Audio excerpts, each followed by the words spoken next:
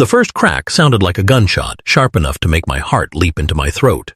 I stepped onto the driveway and froze. Plastic shards glimmered across the asphalt like tiny fragments of shattered trust. There she was, Brenda Whitmore, our self-appointed neighborhood watchdog, maneuvering her pearl-white Escalade with a precision that felt almost predatory. Her expression, a mixture of faux concern and unmistakable smug satisfaction, told me everything I needed to know. This wasn't an accident. She had done this on purpose. I remember thinking, how can someone turn something as mundane as a trash can into a weapon of intimidation? Yet there it was, my $23 plastic trash can, obliterated yet again, strewn across the driveway like confetti at a twisted parade. Emma and Tyler peeked from the window, eyes wide with a mixture of fear and awe. Their father, crawling around, picking up soggy cereal boxes and coffee grounds, was their first real glimpse of powerlessness, a subtle lesson in the fragility of personal space. 3 more times that week, the same scene repeated. Each collision felt like a declaration. I am in control here, and you will submit. The timing was ritualistic. 6:15 a.m. sharp. Brenda's engine growl announced her approach before the metallic crunch confirmed her intentions. The neighborhood awoke to chaos that only I could see in its full personal scale. I tried reasoning with her. I approached her on the sidewalk once, casual enough not to show fear, careful to mask my rising anger. About the trash can, I began, hoping for a civil conversation. She cut me off with that saccharine smile, her eyes glinting with amusement. Perhaps placement timing adjustments would help. As if my schedule could bend to her whims. Frustration grew, but so did clarity. I started digging through HOA bylaws, municipal ordinances, city codes, every regulation that could. It defined where authority ended and personal rights began. What I discovered was liberating. My trash can placement was perfectly legal. The more I uncovered, the more I realized this wasn't just about plastic bins. This was a calculated exertion of power, a psychological chess match where the stakes were dignity, safety, and sanity. By the end of that first month, 4 trash cans had been destroyed, yet each incident strengthened my resolve. Every morning I stepped onto that driveway, I saw more than broken plastic. I saw the outlines of a war, subtle yet brutal, where one woman's obsession collided with the principle that no person should live under a tyranny of fear. And in that collision, a plan began to take shape, quiet, methodical, irreversible. Tuesday came again, 6:15 a.m., and I watched through the kitchen window as Brenda's Escalade growled down the street. But something was different. Slower, calculated, her eyes scanning my driveway like a predator measuring its prey. She approached the trash can with the confidence of someone who believes consequences exist only for others. The plastic bin was gone, replaced by an ordinary container. But ordinary, in this neighborhood, was dangerous if it belonged to the wrong person.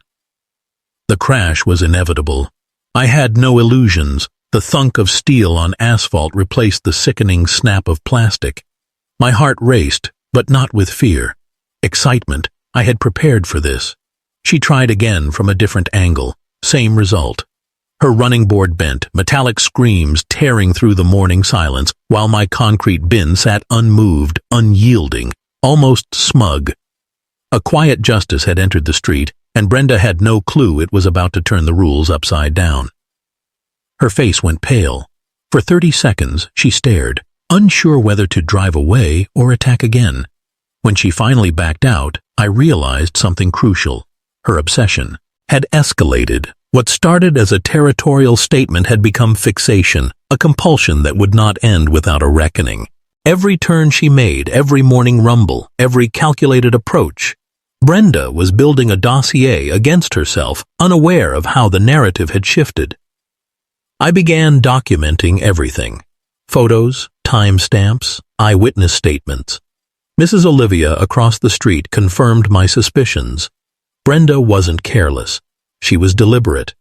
Every collision, every strategic nudge of her SUV, calculated with the precision of someone trained to intimidate. The more evidence I collected, the clearer the pattern emerged. Her obsession with control, her need to assert superiority, was as predictable as the sunrise. And predictability is weakness disguised as strength. I didn't just see her actions, I read the psychology behind them. Fear of exposure, the desperation to control narrative, the intoxicating illusion of power, all of it poised against one immutable truth, the law, logic, and human ingenuity. By midweek, I felt a shift within myself, no longer reactive, no longer defensive. I was anticipating her, strategizing, preparing for the inevitable collision of wills that this neighborhood had been quietly waiting for. Late that night, Emma asked if Brenda hated us. Tyler wanted to know if we'd be forced to move. I tucked them in and whispered truths adults rarely share. Some battles are fought not with anger but with patience, cunning, and precision. That evening, I started drafting a plan that would turn Brenda's obsession against her, quietly, legally, irrevocably. The next collision would not just be a test, it would be a revelation. The game had changed. The rules were mine to define, and Brenda, unwittingly, was about to discover that the more aggressively she pressed, the more powerful her opponent had become. The streets of Pinewood Gardens were quiet now, but beneath the suburban calm, a war was about to erupt, a war defined not by noise but by strategy, intellect, and the unyielding pursuit of justice. Morning arrived again, but the air felt different, heavy, expectant, as if the street itself knew a turning point had come. Brenda emerged, Escalade rumbling, eyes sharp and calculating, her entire presence a statement of authority. But now, for the first time, I saw hesitation, a crack in the armor she had meticulously built around herself. She didn't know I was watching, and that ignorance would become her undoing. The first strike came at the usual 6:15 a.m.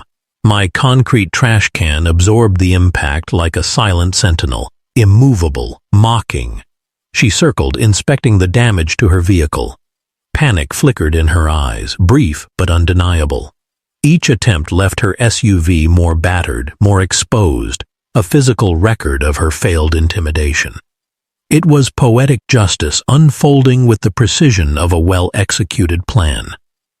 I took careful notes documenting her obsession, the compulsion that now controlled her mornings.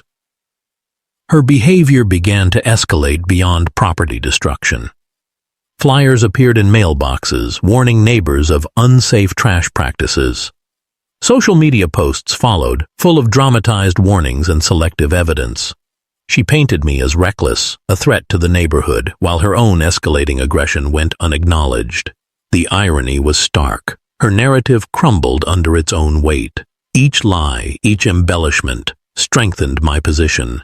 The truth has a way of surfacing, and Brenda was laying the groundwork for its emergence herself.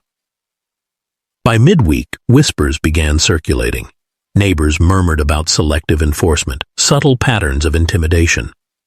What Brenda didn't anticipate was the slow awakening of a community that had long tolerated quiet control. Observers noticed the incongruence, the mess she claimed I created versus the meticulous order she imposed on others. I was no longer fighting alone.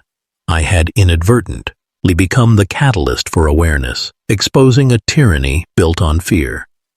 I continued my preparation in silence.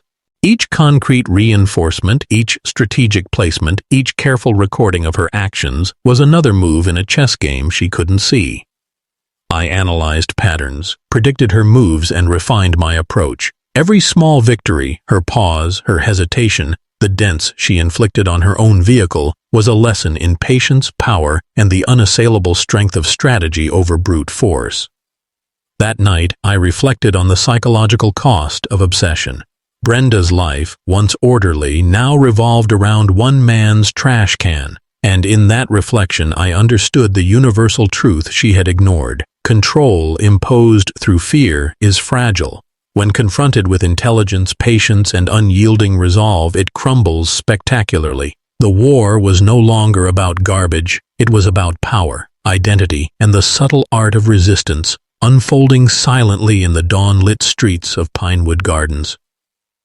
The following morning, Brenda's presence carried a new intensity, an almost palpable tension that seemed to vibrate through the asphalt. Her Escalade glided down the street with deliberate slowness, tires humming like a predator stalking its prey.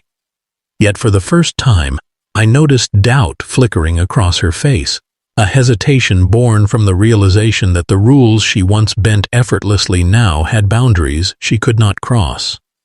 I watched as she circled my driveway, eyes scanning, calculating, looking for weaknesses.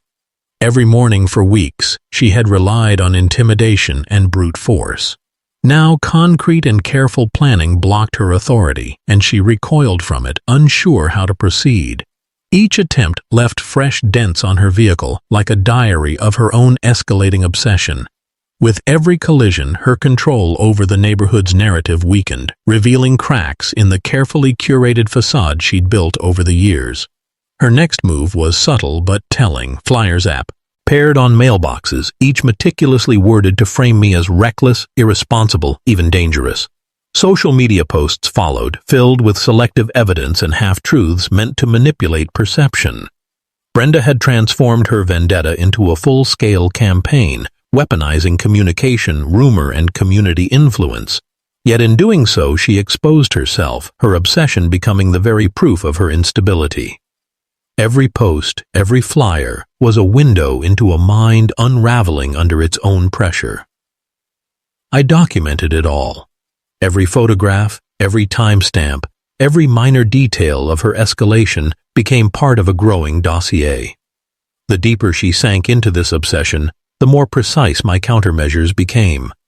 I studied her patterns, anticipated her moves, and reinforced the concrete bin, now both symbol and fortress. She was waging a war, unaware that each attempt to intimidate strengthened my position and revealed the fragility of her control. By the end of the week, murmurs rippled through the neighborhood. Observers began connecting dots. The disproportionate focus on my property, the obsessive enforcement of trivial rules, the aggressive escalation that left her own vehicle damaged.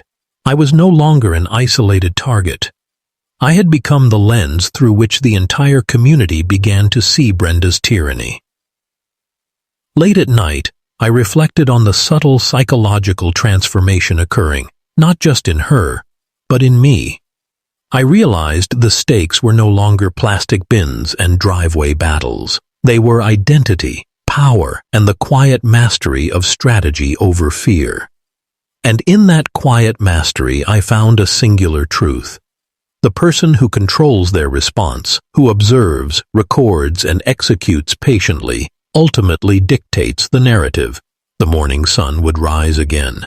Brenda would approach, and the next collision would be more than metal against concrete. It would be a test of wills, a revelation of character, and a demonstration of the invisible lines that define true power. By the following Tuesday, Brenda had shifted into overdrive. Her morning drive became ritualized, almost ceremonial, a repeated choreography of intimidation, calculation, and obsession. The Escalade's engine growled like a beast under her control, yet each approach ended in hesitation. The concrete bin sat immovable, a silent sentinel, and for the first time her power faltered. Her hands gripped the steering wheel tighter than necessary, knuckles white. She was becoming a prisoner of her own obsession. She tried variations in speed, angles, and maneuvers. Each collision left subtle, cumulative dents on her SUV, while the bin remained flawless. For her, victory was slipping through her fingers, replaced by confusion and frustration. I watched her repeatedly reassess, her arrogance giving way to mounting desperation. The obsessive precision she relied on had failed, leaving only panic, the most telling sign that control was never truly hers. By midweek, Brenda's campaign had expanded into active surveillance.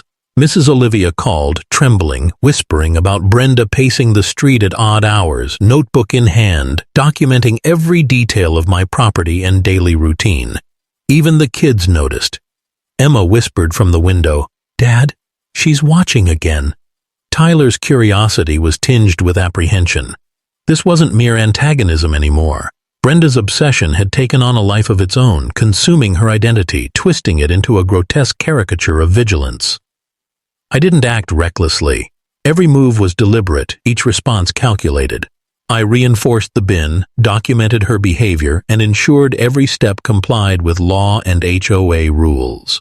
She was trapped by her own hubris, and I was the observer, recording history in real time. Her campaign of intimidation had unwittingly become a window into the dark psychology of power, the way obsession corrodes judgment, and how control imposed through fear ultimately destroys the wielder. Neighbors began noticing subtle changes too. Conversations at the mailbox, sidelong glances on the street, whispers of selective enforcement, and uneven targeting. The subtle shift in perception was palpable. Brenda's narrative of authority was unraveling. Her obsession had created evidence against herself, and the community, slowly awakening, began to see her for what she truly was, a tyrant blinded by compulsion, unaware that the battlefield she created was now exposing her vulnerabilities. That night, as I prepared for the coming week, I realized something profound. This war was never about trash cans. It was about control, identity, and psychological mastery. Every dent on her Escalade was a lesson in consequences. Every pause, every hesitation was a crack in the illusion of power.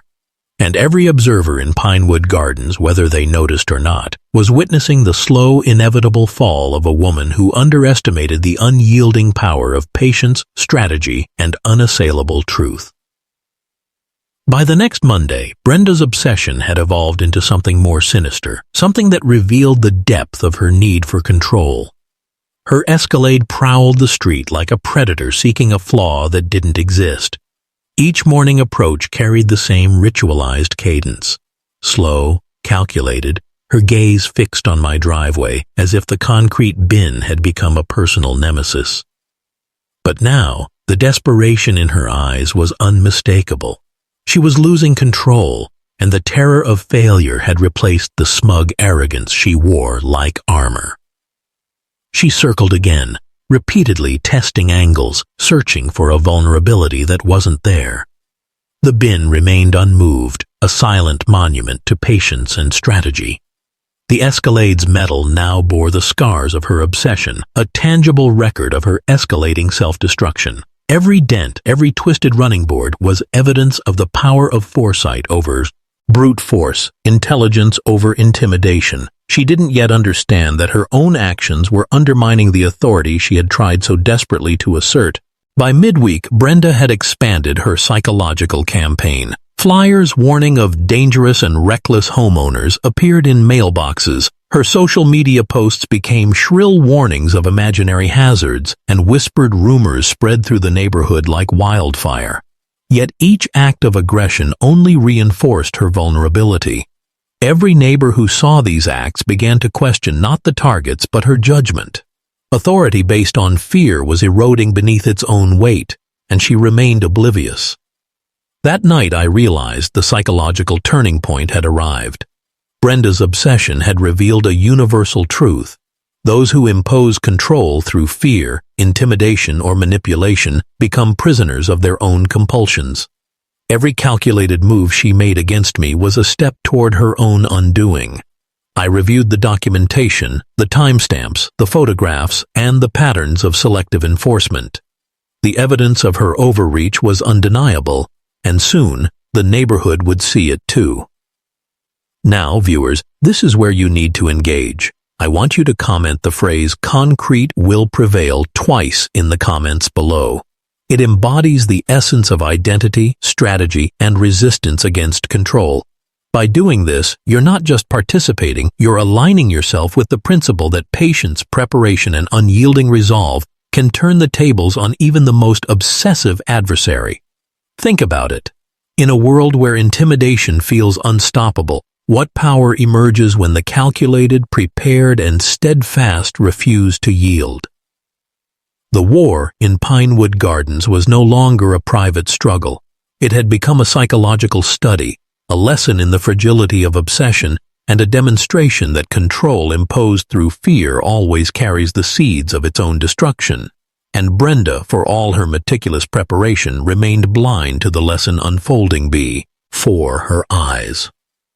The following morning, Brenda arrived earlier than usual, her eyes sharp, her escalade crawling along the curb with a precision that betrayed both obsession and panic. The concrete bin sat in its usual spot, immovable, almost daring her to act. She approached cautiously, measuring angles, testing speed, and adjusting with meticulous attention.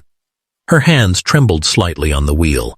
The very ritual that once gave her confidence now betrayed the anxiety building beneath her facade. She rammed once, slowly, the sound of metal meeting concrete reverberating through the quiet street. The thunk was satisfying, yet harmless to the bin. Her running board bent further, her tires groaned, and she stared in disbelief. She backed up, tried again from a different angle, and the result was identical. Each collision left her vehicle more damaged, and each failure heightened her desperation. The obsession that once fueled authority was now eroding it, leaving panic and irrationality in its place.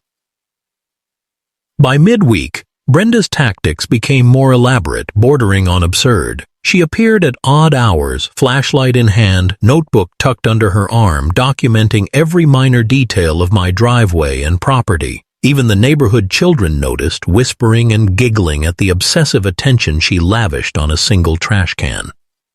The pattern was clear. Her obsession had consumed her identity, and the very weapon she wielded against others had become the instrument of her own undoing. Neighbors began noticing inconsistencies. Selective enforcement, minor violations magnified, a relentless focus on a single target while the rest of the community remained untouched. Conversations spread quietly but steadily. The narrative of fear and intimidation Brenda had tried to impose began to fracture. Observers saw not a vigilant protector of rules, but a woman trapped by obsession, increasingly reckless, increasingly desperate. I maintained my composure, each move deliberate. My concrete bin was more than a container, it was a symbol of calculated patience, preparation, and unyielding resolve. I monitored patterns, recorded behavior, and anticipated next moves. Each morning revealed a deeper truth.